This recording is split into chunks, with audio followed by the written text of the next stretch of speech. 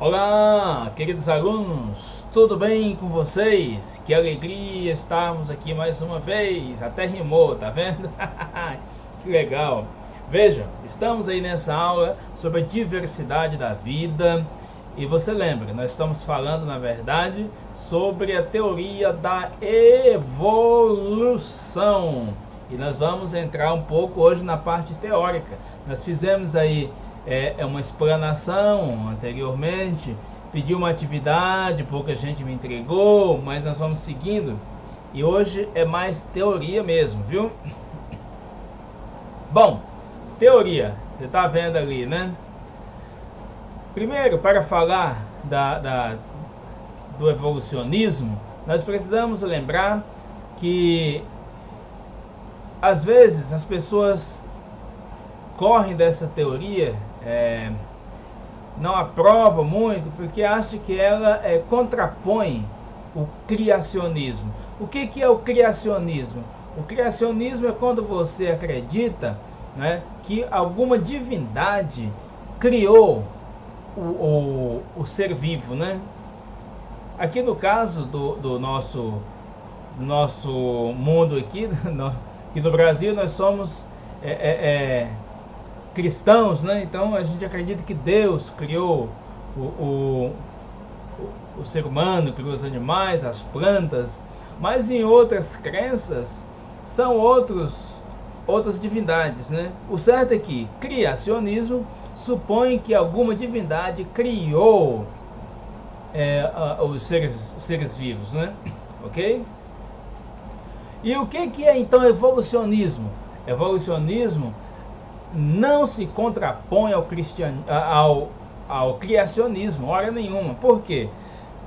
Evolucionismo está tratando aí de como que as espécies se evoluíram, como que elas se evoluem, não como que elas surgiram, certo? Nós vamos ter um probleminha aí ainda com relação ao criacionismo e o evolucionismo, é porque aqueles defensores do criacionismo lá no passado, eles defendiam também uma teoria chamada fixismo. O que é o fixismo? Aí sim é dizer que a criatura criada, a coisa criada, ela fica do jeito que foi criada.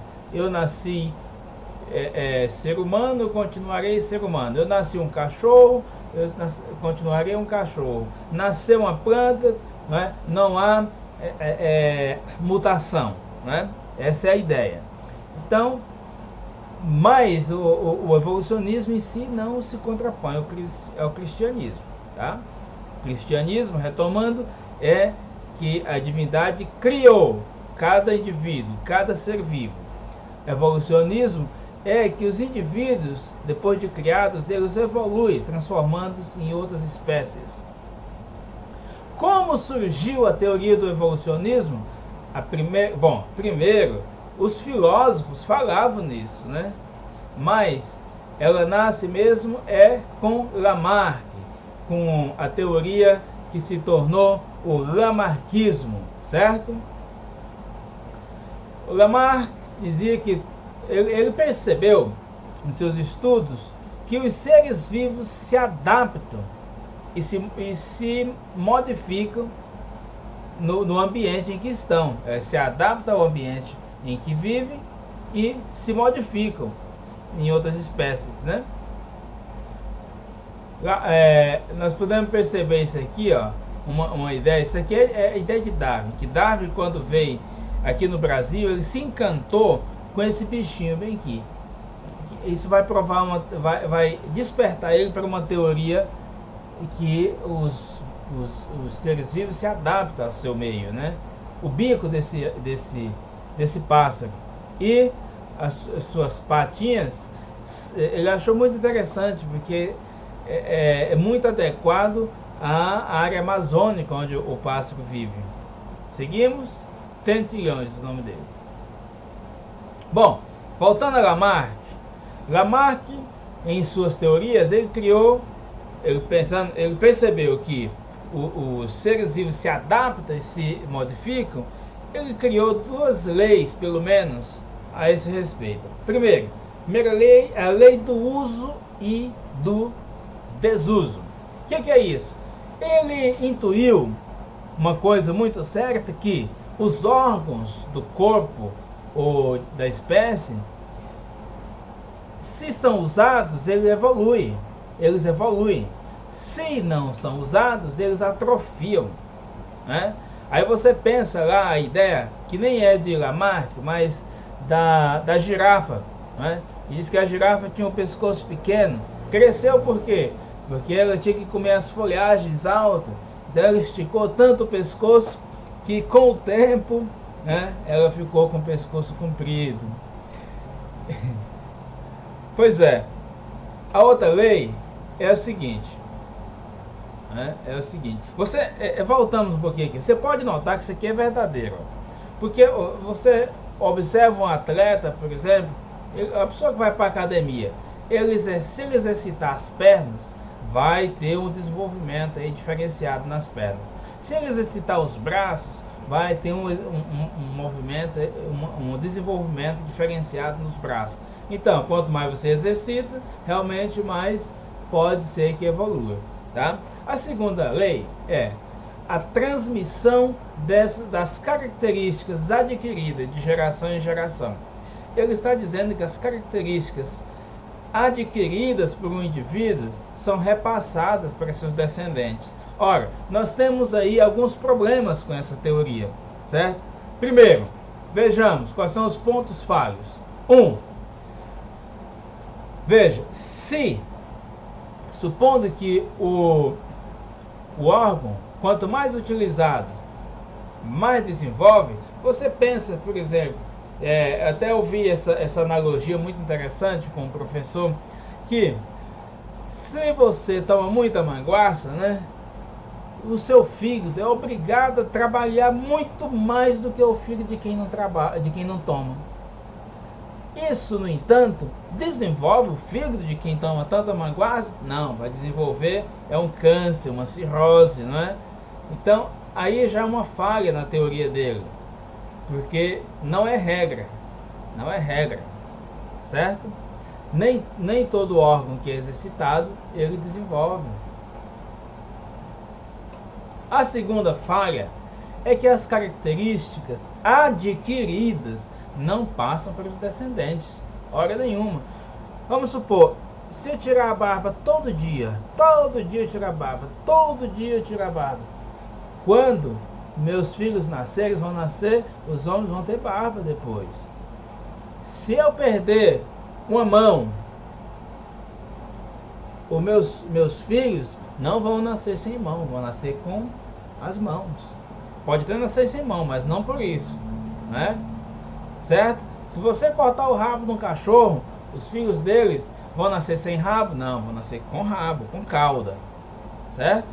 Então, aí são os pontos falhos, mas não elimina a teoria dele, porque ele foi o primeiro a perceber que os seres vivos se adaptam e se modificam. Claro, os filósofos já falavam disso, mas nós não temos nada, não havia nada provado. Eu queria voltar lá no primeiro slide para falar sobre teoria, certo? Porque nós estamos falando de teoria e eu queria explanar um pouco sobre isso. O que é teoria, gente? Porque a gente diz, não, eu não vou acreditar num trem desse, é simplesmente teoria. Ora, teoria é uma palavra muito séria. Desculpa, por que que é? Porque quando você fala teoria no senso comum, tipo assim, não, isso é apenas teoria. Na prática isso não acontece, né? Você tá separando teoria e prática, né? Mas quando nós falamos de teoria no campo da ciência, nós estamos falando de estudos que são provados, que são contestados e que alguém tenta contestar e que eles são sustentados, tem que ser provado para virar teoria. Tem que ser provado. Se não provar, não vira teoria. Então, não é qualquer coisa, é algo sério. E a teoria da evolução, ela não caiu até hoje, porque ninguém conseguiu batê-la. Então, é uma teoria muito séria, muito importante. Tá? Pode acreditar nela. Muito bem. Aí nós chegamos, quem que vai desenvolver mesmo, sem muitas falhas aí, é o Charles Darwin, que vai desenvolver a teoria da evolução, tá? Muito bem, ele leu o livro do Thomas Malthus, que dizia que a população cresce, ela cresce no formato geométrico, certo? E a produção de alimento, ela cresce num caráter aí, numa dimensão matemática, né? Geométrico e aritmético. Essa é a palavra que eu queria lembrar, aritmético. Em suma, ele queria dizer o seguinte, que o crescimento populacional, ele depende automaticamente da produção de alimentos. Sem alimentos, você não come, você morre. Se não tiver alimentos para todos, não tem como crescer. Entendeu? Que o crescimento populacional, ele depende da capacidade do meio produtivo de sustentá-lo. Com essa ideia, Darwin, que fez um grande passeio no mundo, inclusive aqui no Brasil, como já dissemos em outras aulas, ele foi se questionando se isso também se aplica a todos os seres vivos, a todo o meio ambiente, a toda a biodiversidade.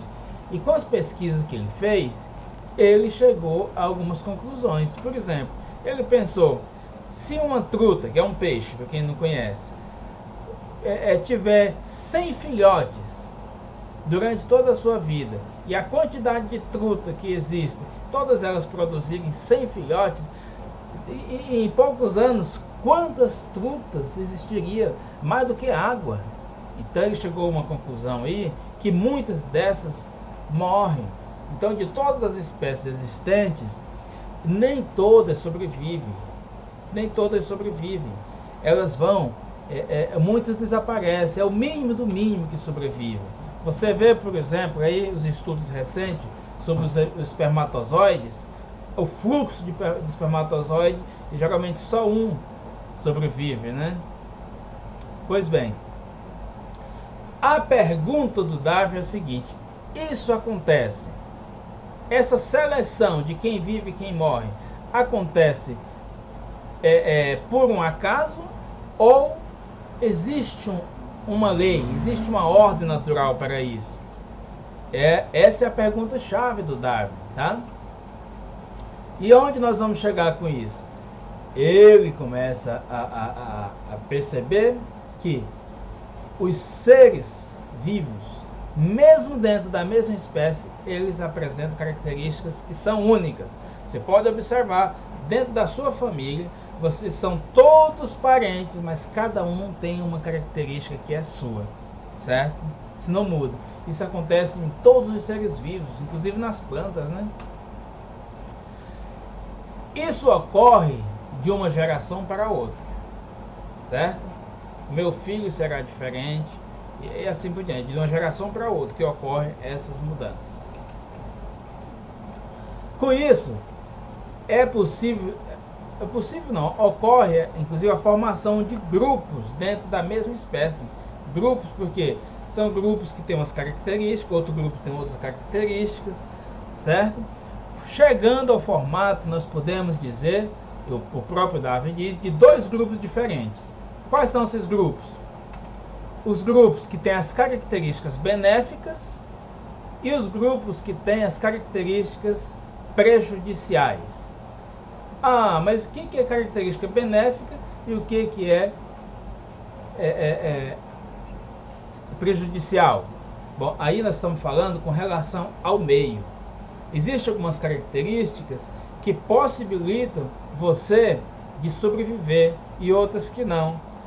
Vamos pegar o exemplo que o professor disse, o professor deu assim, você vai lá no pântano, aí lá nasce um jacaré que ele não tem dente, certo? Nasce um jacaré que não tem dente. esse jacaré, diante dos que tem dente, ele vai sofrer, porque ele não vai conseguir comer a sua presa, não vai conseguir caçar, certo? E qual é a tendência desse jacaré? É morrer, é um dos que não vai sobreviver. Agora, suponhamos que todos os jacarés têm 20 dentes. Agora nasce um que tem 50 dentes e aquelas presonas enormes. Esse ainda vai ter mais vantagem do que os demais. Ele é só um, vai ter mais vantagem do que os... Porque ele vai caçar mais, ele vai conseguir prender mais a presa, ele vai conseguir comer mais, se desenvolver mais, ele vai influenciar mais nos seus namoros com a fêmea, né? Vai produzir mais filhotes. E a tendência é que daqui a um tempo, esse que era uma exceção, ele vai se tornar a representação da espécie. Não sei se vocês estão me acompanhando aí, tá? E a coisa que o Darwin notou também é que os pais tendem a passar suas características para os descendentes. Aí nós não estamos falando de características adquiridas, nós estamos falando daquilo que Darwin não sabia ainda, mas hoje nós chamamos de genética, características genéticas, né? Os genes. Bom, vamos pegar aqui alguns exemplos para a gente entender, tá? Suponhamos que num gramado, aqui ó, verdinho, nós temos vários tipos de gafanhotos e a maioria deles são verdes. Mas no meio deles tem um pouquinho de outras cores, como você pode observar aí, ó. Bom, qual a chance dos verdes se desenvolverem e os vermelhos não? Grandes. Por quê? Porque os verdinhos estão escondidos na grama, estão da mesma cor da grama, pouco visíveis. Os de outras cores, como os vermelhos, são muito visíveis e estão muito aí à mercê dos predadores, tá? Eles serão comida, eles não vão sobreviver. São a mesma espécie, mas são diferentes e não vão sobreviver. Vão sobreviver os verdes, certo? Com o tempo, os predadores vão enxergá-los e vão comê-los. Suponhamos, no entanto, que essa grama ela ganha um formato, uma coloração vermelha. A coisa muda de figura. Aí os verdes já estão em desvantagens. E nós temos 2 gafanhotos vermelhos, mas eles vão desenvolver, vão procriar e os verdes serão comidos. Daqui a uns dias a espécie gafanhoto será predominantemente vermelha. Você está entendendo como que isso aqui é o que nós chamamos, o que o Darwin chama de seleção natural. É o meio que seleciona. É o meio que seleciona, por quê? Porque algumas características são benéficas, elas possibilitam o seu desenvolvimento, a sua subsistência, certo? E outras são prejudiciais, porque o predador aqui no caso já vai engolir, porque você não consegue esconder. Bom, há uma teoria também, nessa teoria também, o Darwin chama de especiação, quando uma espécie dá origem a outra. Por quê? Isso pode acontecer, mas é lógico que pode. Suponhamos aqui, ó, nesse gramado, há um muro. Ele é cheio de gafanhotos, né? Mas tem um muro no meio. Os gafanhotos da esquerda não conseguem passar para a direita e nem o da direita consegue passar para a esquerda. Pois bem, com o passar do tempo, gente, uma coisa que eu quero que vocês entendam, nós estamos falando não é de dias não, nós estamos falando de séculos e milênios que essas mudanças vão ocorrendo, tá? Com o passar dos anos, dos séculos, dos milênios, vai surgir um gafanhoto aqui que tem a cabeça grande e a boca grande, então ele vai conseguir, ó, diante de todos eles, ele vai conseguir comer mais, namorar mais, ele é mais bonitão, né? Então ele tem muitas vantagens diante dos demais aqui, ó. Muitas vantagens. A tendência é que no futuro a espécie gafanhoto toda adquire essa característica aqui, certo? Do outro lado, nós temos um gafanhoto pequenininho, certo? E esses grandes. Qual é a tendência? A tendência é que esses grandes estejam em desvantagem por causa dos predadores, tá? E esse aqui consiga se esconder bem. Então a tendência é que esses serão eliminados pela seleção natural, porque serão comidos, devorados, né? E esse vai conseguir sobreviver. Daqui centenas de anos, a espécie gafanhoto será desse tamanho, porque ela sobreviveu. E vai existir uns ou outros diferentes. Está entendendo o que é a seleção natural? Pois bem, seguimos, meu povo, seguimos. Ó, com o tempo, é possível, eu estou falando de centenas de milhares de anos, é possível que aqueles gafanhotos tenham se tornado em espécies totalmente diferentes, tá? Isso que é chamado de especiação, que é a transformação de uma espécie a partir de outra espécie ao longo das centenas e milhares de anos. Isso é provado cientificamente. Eu não vou entrar aqui nas provas, né, para não ser muito alongado o nosso vídeo, mas saiba que as teorias são testadas, tá bom? Bom, como ainda não existia o estudo da genética como nós conhecemos, depois surgiu o neodarwinismo. O neodarwinismo é o casamento do Darwin com o Mendel. Você lembra que o Mendel foi contemporâneo do Darwin, mas ele fazia estudos sobre a genética. Você lembra lá, as ervilhas, né? É isso. Então, o que acontece aí? O neodarwinismo faz um resumo da teoria da evolução. Esse resumo diz o seguinte: o que acontece? Acontece a mutação. Que mutação? Que um ser vivo, uma espécie, se transforma em outra espécie. Acontece a seleção natural, que nós já explicamos, que as espécies que têm características vantajosas sobrevivem, e aquelas que têm características prejudiciais são eliminadas, seja pela falta de alimentos, seja pelos predadores, né? Existem N motivos, N razões, tá? Mas só sobrevivem aqueles que têm as características benéficas. E uma coisa interessante, pessoal, que vale a pena frisar: aquilo que é característica benéfica em um lugar pode não ser em outro, certo? Um animal, por exemplo, que é adaptado à Amazônia, ele dificilmente irá viver no deserto, porque lá ele necessitará de outras características. Ele estará em desvantagem lá e irá ser eliminado. Entendeu? E por fim, aqui nesse resumo, adaptação. Então, a espécie muda para outra espécie, se transforma em outra espécie com o tempo.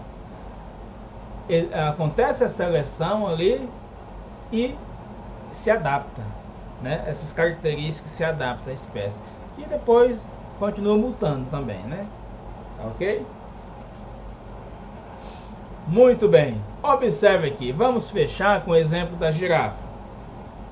A girafa tinha, no início, cientificamente provado, tinha um pescoço curto assim, ó. Só que para ela se alimentar, ela precisava ter o pescoço comprido. Então veja, surgiu uma girafa do pescoço comprido, ela vai se alimentar, vai ter todos os benefícios. A característica do seu pescoço, ela é benéfica. A característica do pescoço dessa aqui é prejudicial, porque ela não vai conseguir sobreviver, porque não pode se alimentar. Então o que vai acontecer com ela? Ela vai morrer, e essa aqui vai ser a espécie girafa, né? Então, como que acontece a seleção natural? É dessa maneira, tá? Sempre o meio, sempre a influência do meio. Então, gente, com isso, sei que nosso vídeo ficou longo, mas é o que nós temos para hoje, tá?